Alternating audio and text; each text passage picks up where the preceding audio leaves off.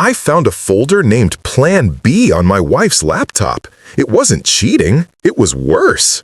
They say curiosity killed the cat, but in my case, it uncovered a plot so twisted I wished I had never looked.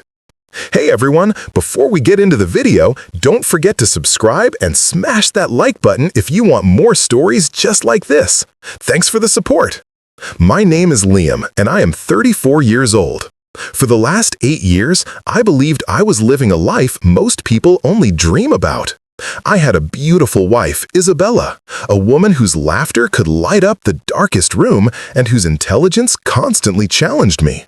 We had a stunning home in the suburbs, a circle of friends we adored, and careers we were both passionate about. From the outside, and most importantly from the inside, we were the picture of happiness. Our life was a well-oiled machine of shared jokes, comfortable silences, and future plans that always included a we. I never once doubted the foundation we had built together. Not once. That is, until last Tuesday. It started innocently enough. Isabella was in the shower, getting ready for a night out with her colleagues, a rare occurrence she'd been looking forward to for weeks. She'd been working on a presentation and asked me, if I had a minute, to print out the final version from her laptop. The printer was connected to my computer, but the file was on hers. No problem, I told her. I grabbed her sleek silver laptop from the nightstand, the surface still warm from her use. The screen lit up to her desktop, a serene photo of the two of us from a vacation in Santorini. The whitewashed buildings and blue domes a backdrop to our beaming faces. I smiled, just as I always did when I saw it. I navigated to her Documents folder, a place I rarely had a reason to venture. I found the presentation file, labeled Q4_projections_final. A classic Isabella touch, her way of poking fun at her own perfectionism. I double-clicked it, ready to drag it to the shared folder for printing. But as the file opened, a cascade of other folders and documents seemed to spill out across the screen behind it. It was a mess of digital clutter, something so unlike my normally organized wife. My eyes, scanning the mess, landed on one folder that stood out from the rest. It wasn't labeled with a project name or a client's business. It was simple, stark, and typed in a clean, bold font. The folder was named Plan B. A flicker of something, a tiny, irrational spark of unease went through me. Plan B for what? A backup career plan? A secret vacation she was planning for my birthday? I tried to rationalize it, to laugh it off, but the name was so deliberate, so clandestine that it felt wrong. My heart gave a strange, heavy thud against my ribs. I told myself to close it, to just print the presentation and forget I ever saw it. Respect her privacy, that was the foundation of a good marriage, wasn't it? But my cursor hovered over the folder, a digital temptation I couldn't ignore. The sound of the shower running upstairs was a rhythmic, steady beat, counting down the time I had. What could be in there that would be so bad? A few silly memes? A journal entry complaining about my snoring? The worst-case scenario, my mind supplied, was that she was unhappy, that she was contemplating leaving. The thought was a physical blow, but I had to know. I had to know if the foundation of our perfect life was cracking. Taking a breath that felt like swallowing glass, I double-clicked the folder. The folder opened, and my initial wave of nausea subsided, replaced by a profound and chilling confusion. There were no love letters, no photos of another man, no secret diary entries detailing a failing marriage.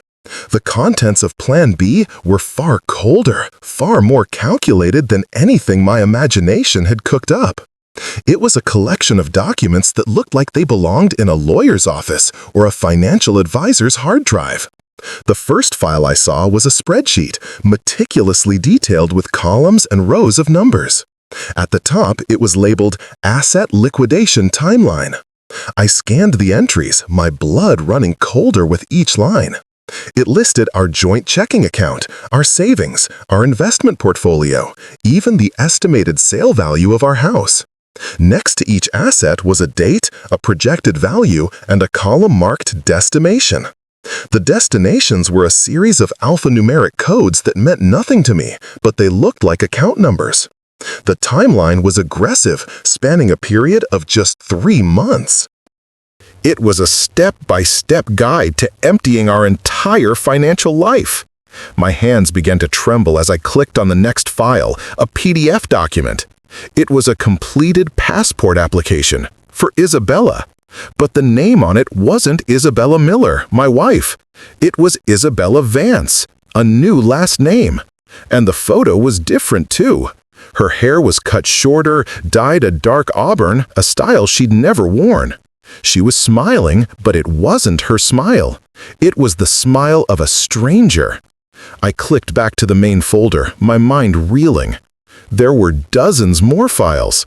A scanned copy of a birth certificate, also for Isabella Vance. A list of international schools with tuition fees circled in red. A folder labeled New Life, which contained images of a small, modern apartment in a city I'd never heard of on the coast of Portugal. This wasn't a plan to leave me for someone else. This was a plan to leave me, period. To vanish completely and start over as a different person.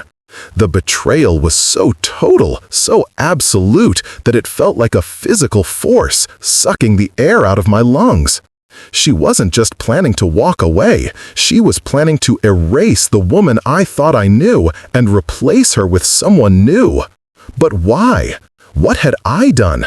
What had we done to deserve this level of premeditated annihilation? My eyes darted back to the spreadsheet, to the column of assets being stripped away. And then I saw it. A file I hadn't noticed before, tucked at the bottom of the list. It was a document, a single page. The file name was simply my name, Liam_Miller. With a sense of dread that made my teeth ache, I opened it. The document that opened was a life insurance policy. But it wasn't one of the 2 policies we owned together, the sensible ones meant to cover the mortgage and provide for our future. This was a new one, a $10 million term life policy. And I was the insured person. The beneficiary was not Isabella or any family member. The beneficiary was a trust I had never heard of, called the Vance Discretionary Trust. The policy had been taken out 6 months ago. 6 months.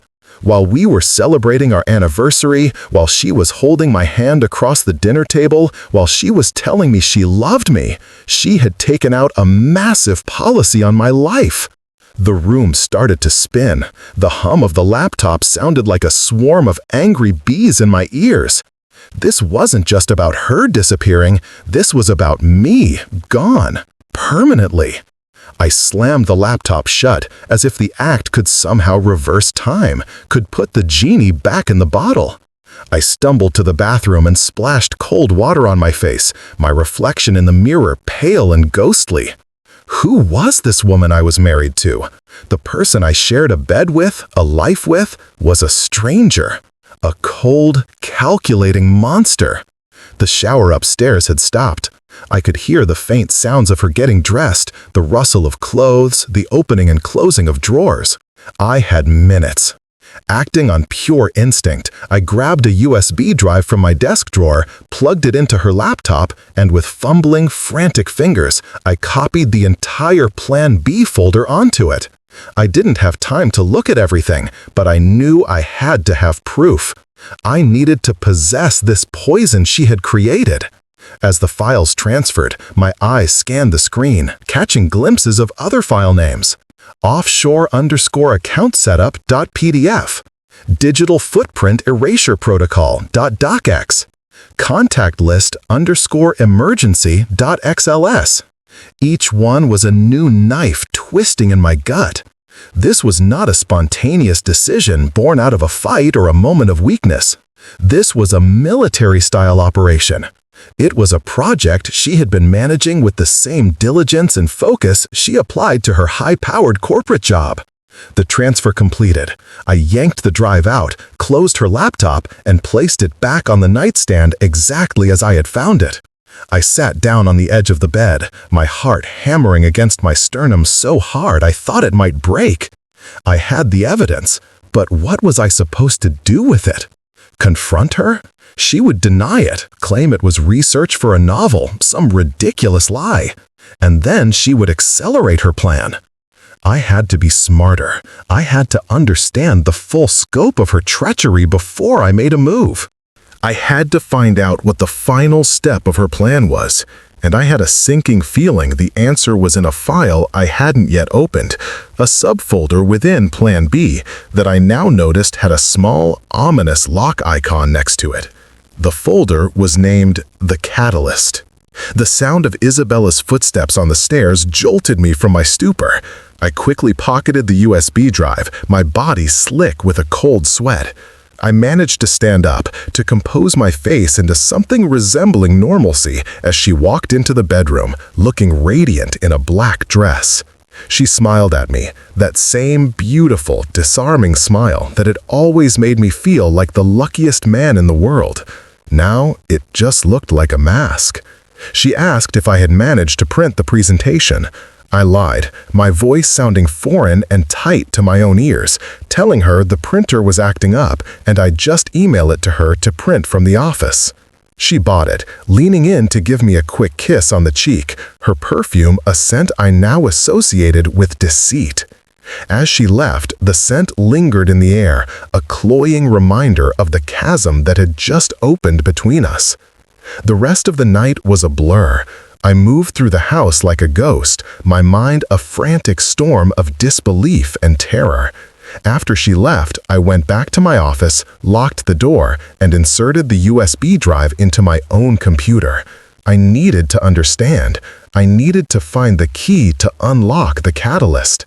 I started digging, not just through the files she had so carefully compiled, but through our digital life together.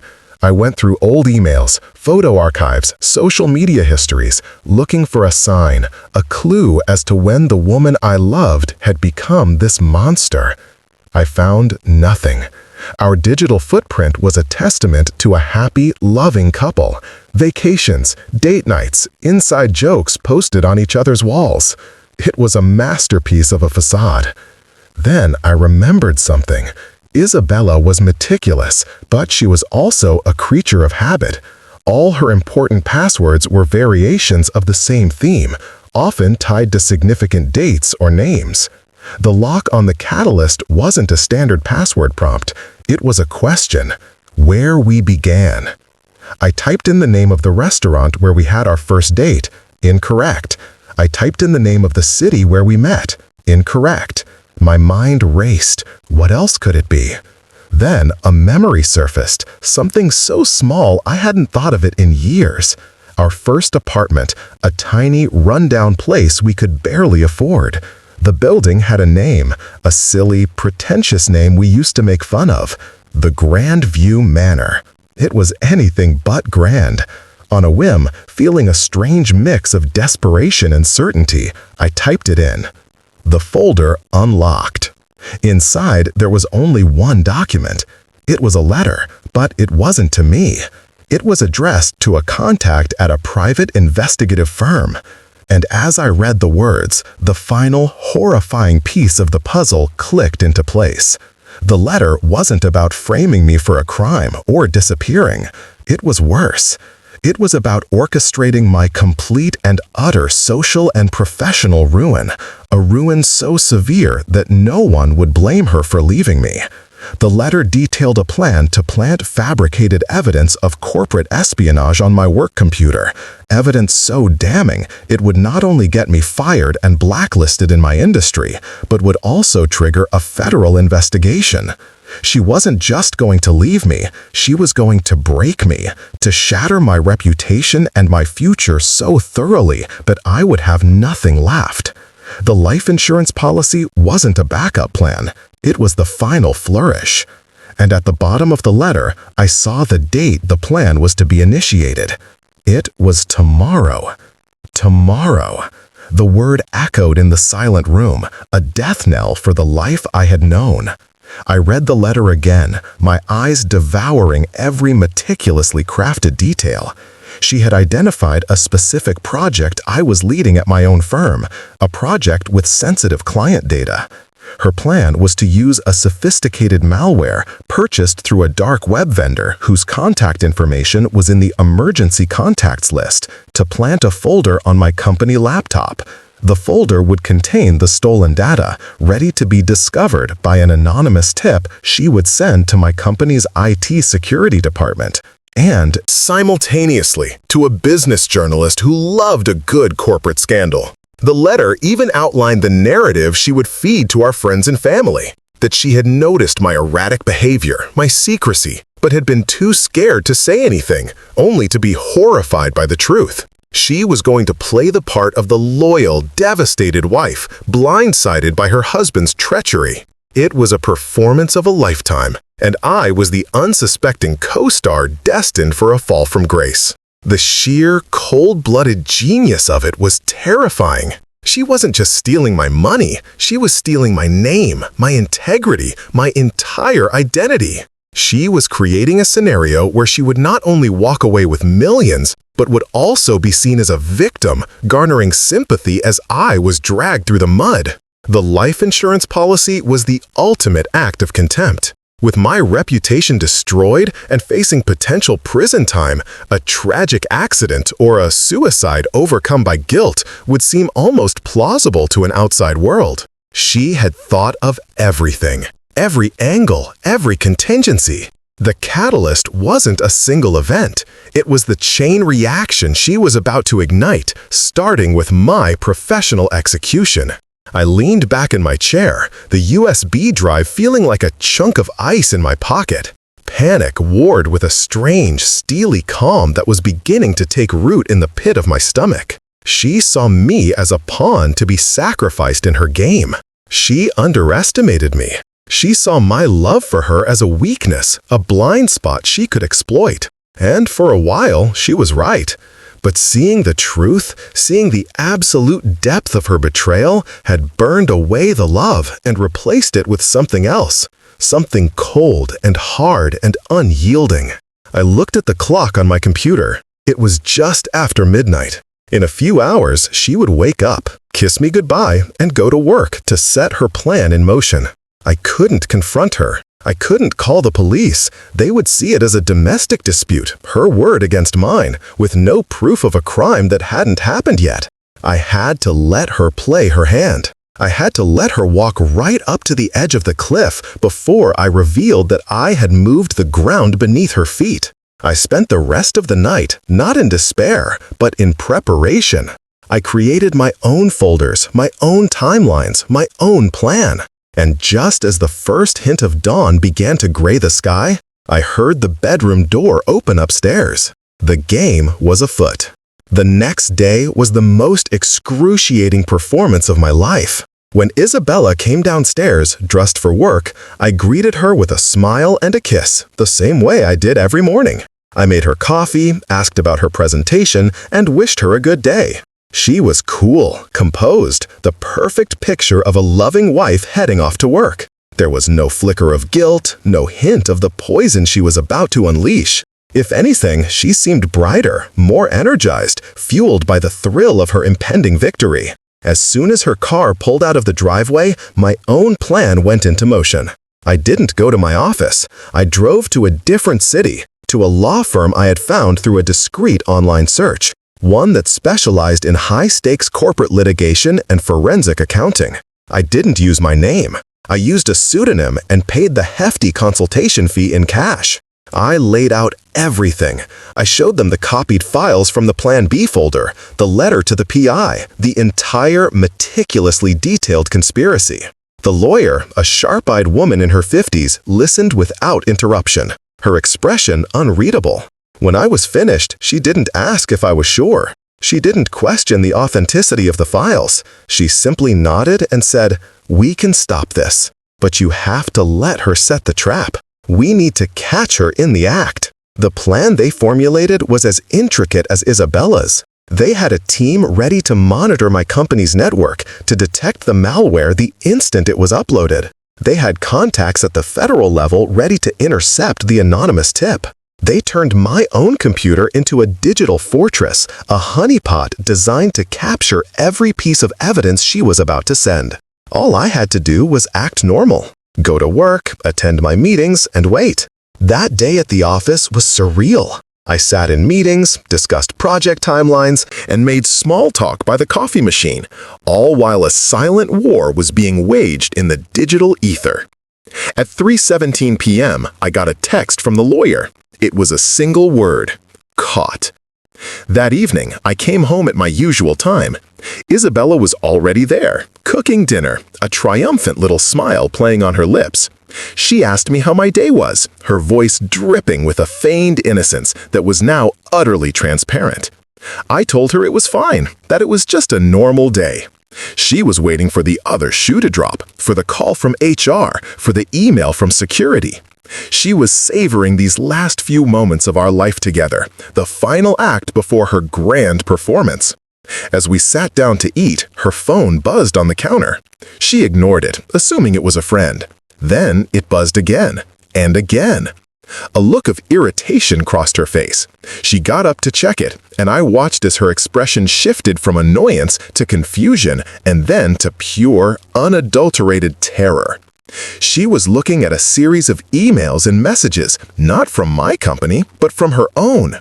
The forensic accountants had already begun tracing the money, freezing the accounts she had set up. The private investigator she had contacted was now cooperating with federal authorities. Her entire Plan B was being dismantled in real time. She turned to look at me, her face ashen, the mask finally shattered. All the color, all the life had drained out of her, replaced by the horrifying realization that she had been caught. She opened her mouth to speak, to lie, to bargain, but I held up a hand. I didn't need to hear her voice. I didn't need her explanations.